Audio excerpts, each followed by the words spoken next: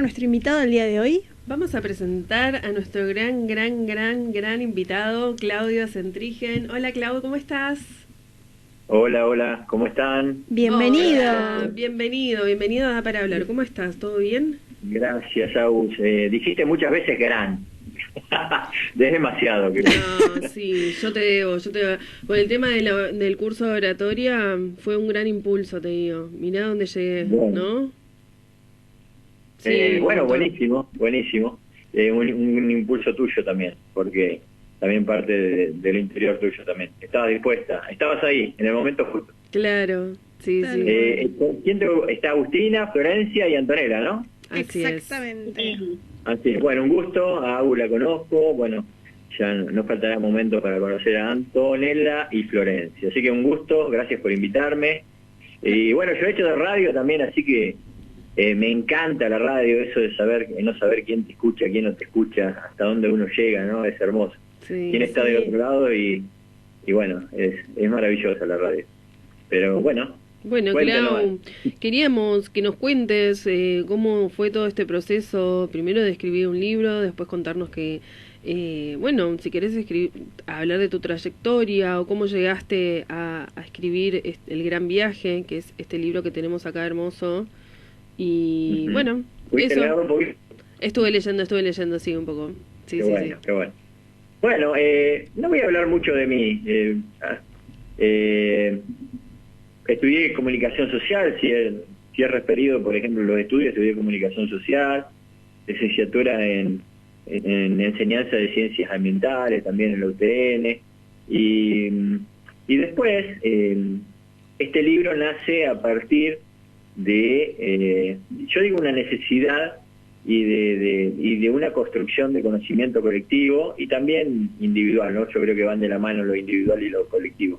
Como decían ustedes recién con la entrevistada anteriormente, no sé quién estaba ahí, decía que los conocimientos es como que son como, se anudan, ¿no? Uno Claro. recibe conocimientos de todos lados, de la historia, de la filosofía, y en el caso del libro fue creado a partir de un taller que, en parte, fue creado a partir de la experiencia de un taller con una psicóloga, una maestra, una psicóloga acá cercana mía, que se llama Estela Tuacastela, en el cual nos reuníamos cada 15 días y ella traía un mito, un cuento, una historia, y después empezamos a indagar desde esa historia en nuestra mitología personal, ¿no? En la construcción de nuestros mitos personales, que en cada uno es como que se hace un mito de su historia, ¿no? Nos construimos, hacemos una construcción de nuestra vida también como una forma mítica. Generalmente creamos mitos familiares, mitos colectivos, ¿no? Mitos individuales, quiénes somos, cómo nos vemos, ¿no?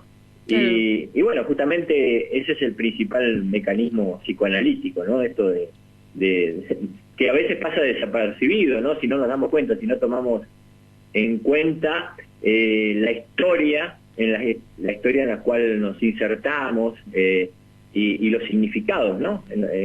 Que a veces manejan nuestra vida sin que nos demos cuenta, ¿no? Y bueno, en ese taller veíamos, por ejemplo, la Odisea, los mitos de griegos, mitos de distintas partes del mundo, y sobre todo un mito particular que un gran estudioso de los mitos, que es Joseph Campbell, que estudió y recorrió a principios del siglo pasado todo el mundo buscando mitos, uniformó toda la historia y dice que hay un mito que se encuentra en todas partes del mundo, ¿no? Que es el viaje del héroe o de la heroína, ¿no? Es un mito que está también hoy en las películas, en la historia, ¿no? Es el gran viaje, de ahí la idea de llamarle el gran viaje, Ujú. porque la idea de héroe o heroína a veces quizás está más relacionada con esto de ganar, ¿no? Esto de los héroes que nos venden por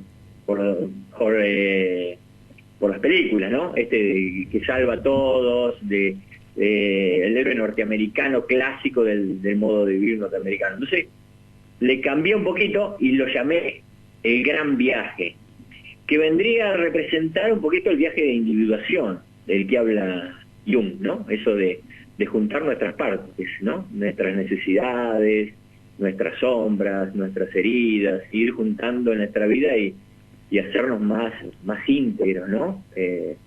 Y más diversos también en el transcurrir del viaje.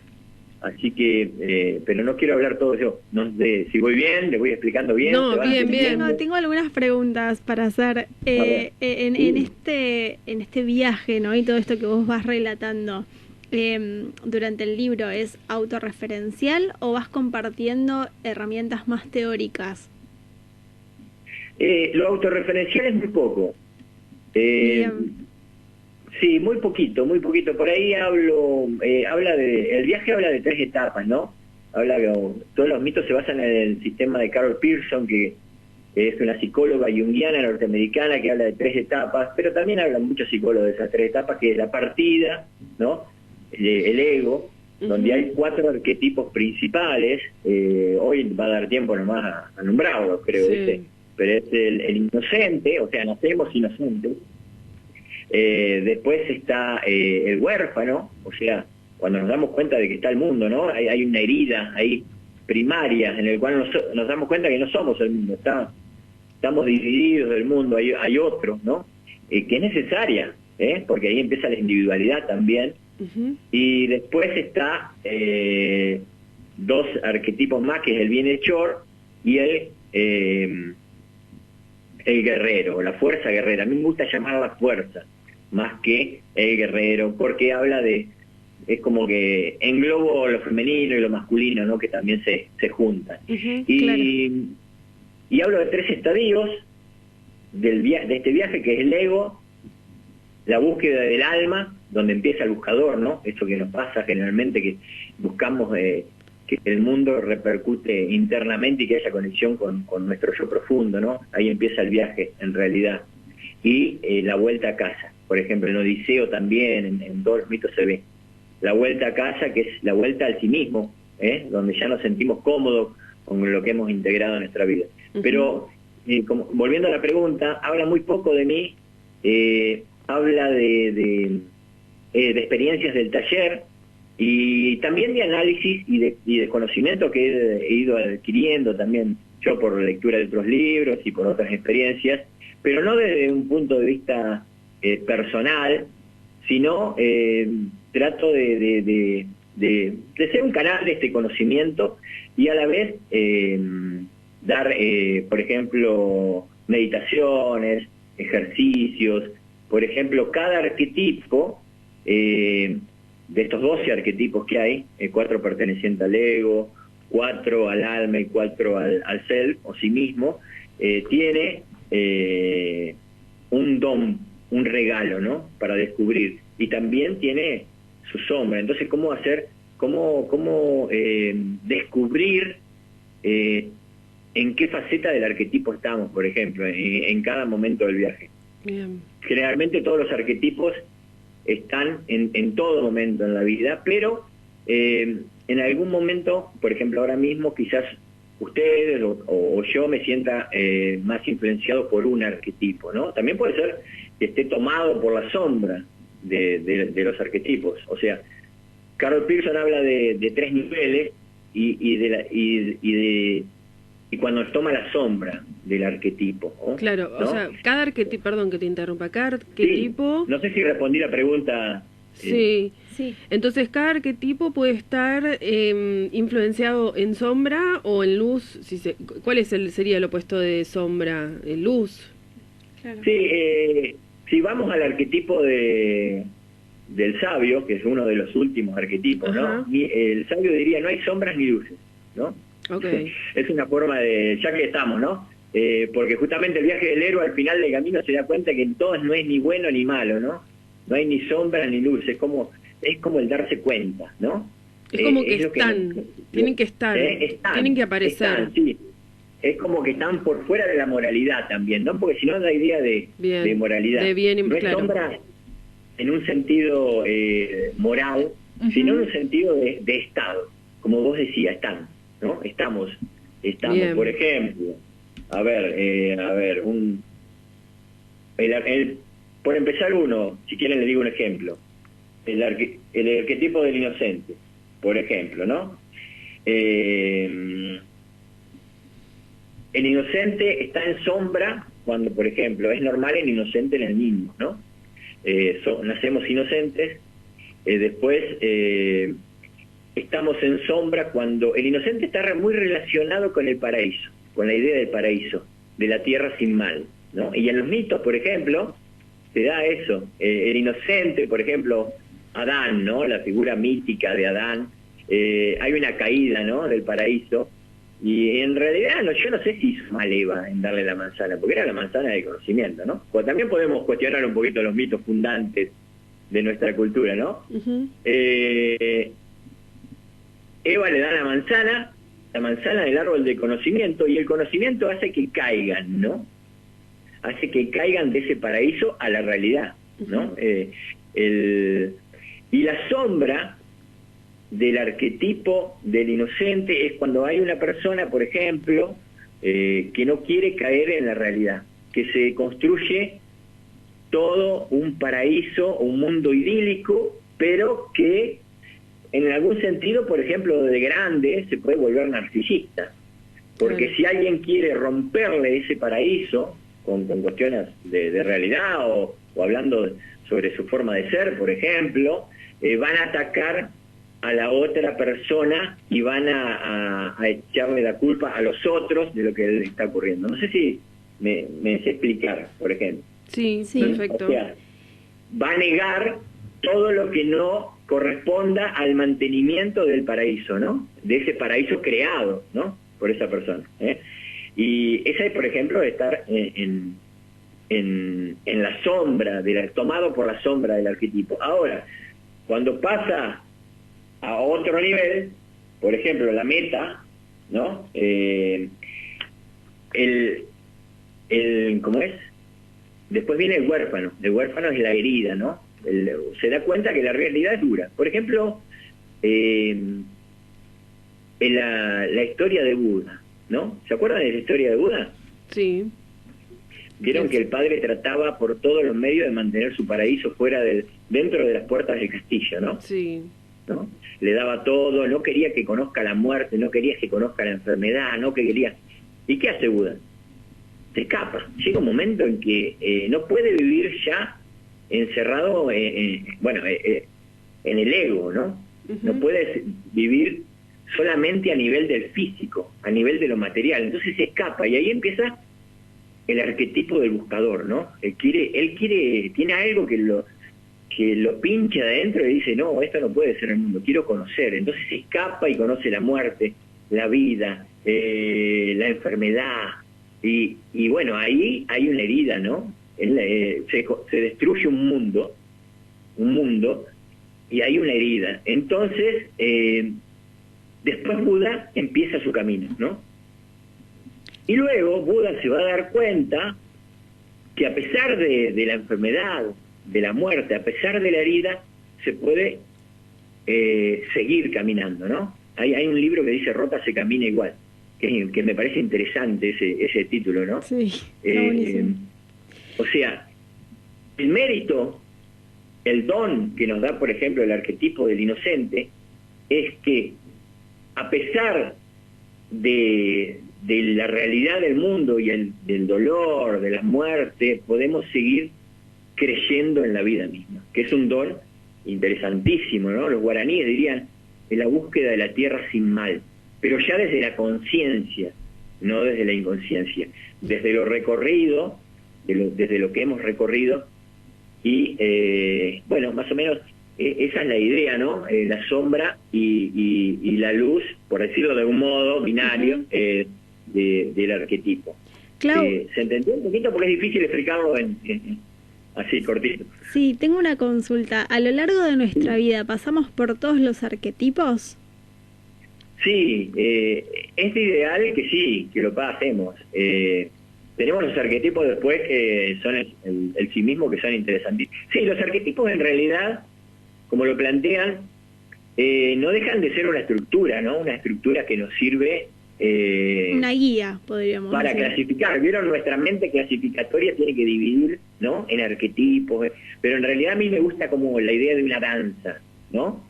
Un ida y vuelta. Todos los arquetipos están, como decía al principio, en todo momento, desde otro nivel quizás también. Por ejemplo, el inocente, y uno diría que nacemos inocentes y morimos con la conciencia de la completud, ¿no? Con la inocencia, pero desde la completud, de la idea de como el sabio ese, ¿no? Que ya es inocente, sí, pero que ya sabe de la vida, que ya se reconoce uno con la pluralidad del mundo, ¿no? Entonces, todos los arquetipos están en todo momento, pero en distintos niveles, ¿no? En distintos niveles de conciencia, por ejemplo. uh-huh. Clau, ¿y para quiénes está dirigido puntualmente este libro? Mira, yo hice este libro por una particularidad. Esto acá habla mucho de la idea de inconsciente colectivo, la idea de todos los conocimientos que tenemos, ¿no? La humanidad y psíquicamente, ¿no? Ese inconsciente colectivo que está, que se encuentra en los mitos, en los cuentos y que no nos pertenece, ¿no? Entonces, mi idea cuando empezó la pandemia, tenía todo ese material en un cajón, ¿no? Y digo, pucha, yo tengo que hacer algo con este material porque es como que me quemaba en esa necesidad de compartir esto. Y de compartir, diría no exclusivamente, pero lo pensé para los jóvenes. Recordaba una época, ahí sí voy a hablar de autorreferencial, que creo que muchos hemos pasado, ¿no? Esto de sabernos carentes de sentido, quizás en la adolescencia, o muchas veces, ¿no? Porque ahí está el arquetipo del destructor, en el buen sentido, ¿no? Que deja en suspenso todos los conocimientos para que en realidad lo indaguemos de vuelta, ¿no? Y nos indaguemos nuevamente. Y decía, pucha, este material, todo esto me hubiera gustado tenerlo a mis 20 años, mis 18, mis 19. Me acuerdo de haber leído Demian a los 18 y 19 y haberme sentido ahí, carente de sentido y a la vez con esa necesidad de búsqueda, ¿no? Que también va acompañada. Entonces digo, pucha, quiero hacer este libro para los jóvenes, para esa gente que bueno, a mí todo este conocimiento me sirvió tanto a esta edad que he dicho, pucha, me hubiera gustado tenerlo mucho antes. ¿No? Antes. Sí. Y bueno, creo que fue con esa idea, ¿no? De querer compartir. Uno de los arquetipos fundamentales, por ejemplo, el guerrero, ¿no? Estamos acostumbrados a la idea de guerrero como guerra, ¿no? Uh-huh. Y acá, eso hablábamos por hace ejemplo, un rato, que le comentaba a Gus que mientras estaba hojeando el libro, que ayer justamente les decía a mis alumnos que empecemos a construir nuestra realidad en función del lenguaje, ¿no? Porque así lo consideramos en el coaching, que el lenguaje no es inocente, y que dejemos hablar de que somos guerreros de la vida, porque es como que nos ponemos en una posición de que constantemente estamos luchando, siempre a la defensiva, ¿no? Siempre tenemos que luchar. Y no siempre nos van a pasar cosas que estén buenas, pero empezar a aceptarlas como desafíos, sino como luchas, porque yo soy un guerrero, estoy siempre con la ametralladora ahí, esperando a ver que me pase algo malo, ¿no? Uh-huh. Siempre, bueno. Siempre en el campo de batalla. Claro, tal cual. Y a veces sí, es impresionante, por eso yo en el libro digo que mi idea de guerrero es otra, ¿no? Generalmente... tenemos por ejemplo, Odiseo, cuando se encuentra, si podemos describir un poquito un mito, por ejemplo, Odiseo cuando se encuentra en la Odisea ahí se me fue el nombre con Circe, creo, que es una diosa, ¿no? Es la diosa que le va a permitir ir al inframundo, a sus necesidades más íntimas, ¿no? El inframundo generalmente en los mitos o en los cuentos representa ese ir al interior de nosotros mismos, ¿no? Claro. Le dice que tiene que dejar su espada, ¿no? Y no es casualidad eso. Es lo que vos decías, eso de dejar de guerrear todo el tiempo, ¿no? Uh-huh. Solamente puede ir a investigarse a sí mismo si deja de guerrear. Qué interesante. Y el mito, la Odisea lo dice muy clarito. Y bueno, él logra ir al inframundo y descubrir ahí sus dones, ¿no? Es muy interesante, por ejemplo, lo decía, pero sí, hay distintos niveles, por ejemplo, ya que hablamos del guerrero, es por qué luchamos, ¿no? Luchar por uno mismo, por lo que nos significa interiormente, ¿eh? En este sentido hablamos del guerrero, por ejemplo, en el libro. Y el guerrero creativo, el guerrero sabio, cambia la fórmula. Esto de ganás, pierdes, que tanto mal nos hace en el mundo, ¿no? Esta idea de...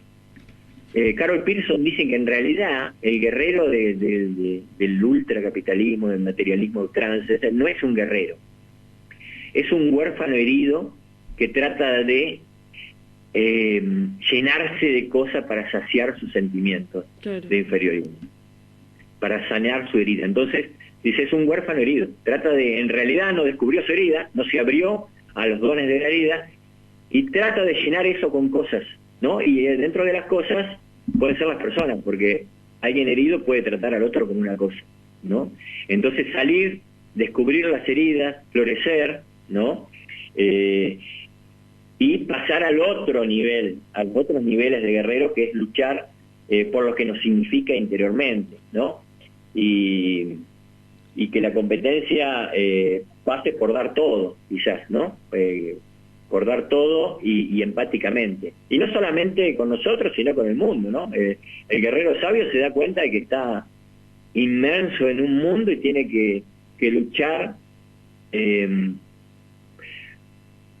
ya no desde el ego, sino desde el alma del mundo, ¿no? Para, por ejemplo, la supervivencia ecológica, ¿no? O sea, debe luchar contra la misma supervivencia, no de uno, sino de todos y de todas. En ese sentido, por ejemplo, son los niveles del guerrero. Clau, ¿tuviste algún bloqueo creativo mientras estabas en el proceso de escritura? Muchísimos. ¿Y cómo lo sorteaste? Estaba encerrado con coronavirus, así que lo tuve que sortear porque no tenía internet, nada. No te queda otra. Pero, no, y se sortea escribiendo. Yo escuchaba recién que les gustaría escribir un libro allá y eso. Y la verdad que armar una estructura, a mí me facilitó mucho armar una estructura. Por ejemplo, yo sabía que eran 12 arquetipos, 3 momentos, ¿no? Alma, ego, self y alma. Entonces iba llenando cada uno con anotaciones. Hasta podés hacer una cajita, ¿no? Varias cajitas llenando las cosas, las frases que se te ocurren. Entonces después vas conectando, ¿no? Y vas armando, se va armando como el esqueleto, como una charla. Cuando uno va a dar una charla tiene que armar la estructura de fondo. Y después le va llenando cositas, ¿no? Un regalito acá, una frase acá, un pensamiento acá, lo vamos poniendo en las distintas cajitas.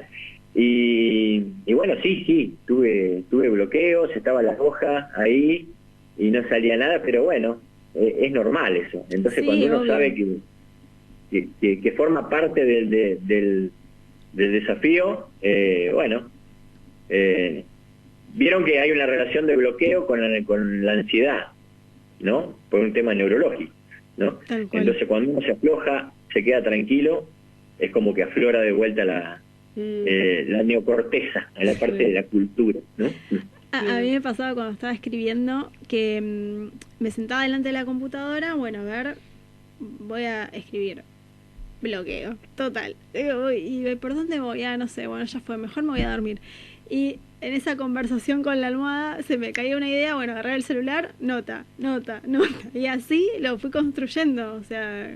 Claro, bueno, nota lo que te decía, como una cajita, claro, ¿no? Claro. El celular fue tu cajita. Sí, tal cual. Claro, porque, bueno, generalmente hay una relación fisiológica. La ansiedad es como laboratorio, ahí ¿no? La ansiedad, lo que vimos, la ansiedad te corta porque el cuerpo cree que vos estás asustada. Entonces hay un corte ahí de la neocorteza, ¿no? Hay la famosa glándula ahí que nos corta, y nos corta la parte cultural también. No, si tenemos correr o escapar, no necesitamos pensar tanto. Entonces corta, fisiológicamente estamos en ese nivel hasta a nivel animal, ¿no? Pero bueno, cuando después logramos tener los mecanismos para aflojarnos, para tranquilizarnos y para saber que parte del proceso, como vos decías, en tu sueño, ¿no? Ahí cuando no ponías a pensarte en eso, volvía Tal cual. la idea. Buenísimo. Clau, y te hago otra pregunta. ¿Por qué crees que es tan importante el tema de los mitos? Que vos, digamos, siempre... y acá se dice en el libro, ¿no? Que es importante aprender de los mitos. ¿Por qué crees que lo necesitamos? Y yo creo que vivimos míticamente, generalmente. Ustedes decían anteriormente, en la charla anterior, que uno vive míticamente, por ejemplo, cuando piensa, ustedes decían, en dejar algo, ¿no? En la idea de trascendencia, ¿no? Cuando uno piensa en dejar algo, en dejar a los demás, en formar parte, uno forma parte de algo que está más allá de uno mismo, ¿no? Y entonces vivir míticamente, por ejemplo, es importantísimo porque, por ejemplo, integrar los sueños, por ejemplo, la imaginación y la contemplación a la vida, eso, los mitos hablan de eso, de integrar y de vivir míticamente cuando nos integramos. Y cuando, por ejemplo, cultivamos una relación más profunda con el universo, por ejemplo, los arquetipos del mago, los arquetipos del chamán, ¿no? Los arquetipos el último arquetipo es el bufón, es el que nos permite la idea de reírnos de nosotros mismos y de disfrutar el momento. Esto, por ejemplo, que estoy haciendo ahora, el carpe diem, ¿no? De vivir el instante preciso. Entonces, los mitos, las historias, tienen mucho para enseñarnos. Yo leí por ejemplo, no sé, podemos agarrar un cuento. Yo ahí en el libro trabajo uno de los cuentos que trabajo, por ejemplo, son los músicos de Bremen, ¿no? Y los músicos de Bremen es un cuento que nos deja muchísimas enseñanzas. O hasta, el mito de Psique, que es otro de los mitos que trabajo ahí, nos deja muchísimas enseñanzas. Yo creo que son perlas de la humanidad, ¿no? Son como tesoros. No venimos de una tabla rasa así y empezamos a escribir todo nosotros, ¿no? Hay una continuidad histórica, una continuidad psíquica, una continuidad de símbolos de los cuales nosotros somos hijos. Y descubrir esos símbolos, descubrir esos signos que tienen los mitos, esa búsqueda de sentido de los antiguos pueblos, es descubrirnos también a nosotros mismos, y no es poco. Entonces también hay mitos que hay que reformular, porque también los mitos tienen poderes que ya, no es que acepto todos los mitos, ¿no? También hay cuestiones políticas en los mitos, hay cuestiones sociales, hay mitos en los cuales la mujer, por ejemplo, queda dejada de lado, por ejemplo. Entonces, no es que acepto todo lo mítico, no es que acepto todos los mitos, sino que también cuestiono, ¿no? Claro. Pero darnos cuenta de que a veces estamos gobernados por fuerzas psíquicas y por fuerzas míticas, y que en muchos casos tampoco nos conocemos. Entonces a veces estamos parados en un semáforo y vamos a hacer a cosas que en realidad son cosas que pasan en los mitos también, ¿no? Sí, en realidad representamos míticamente muchos mitos en nuestra vida moderna, en nuestro quehacer diario. Y bueno, no es poco empezar a conocer estas perlas de la humanidad. No sé si me expliqué. Sí. Anto, que estás del otro lado, ¿querés hacerle alguna pregunta? Hola, Anto. ¿Qué tal? ¿O no estás más? Buenas. La verdad Hola. que...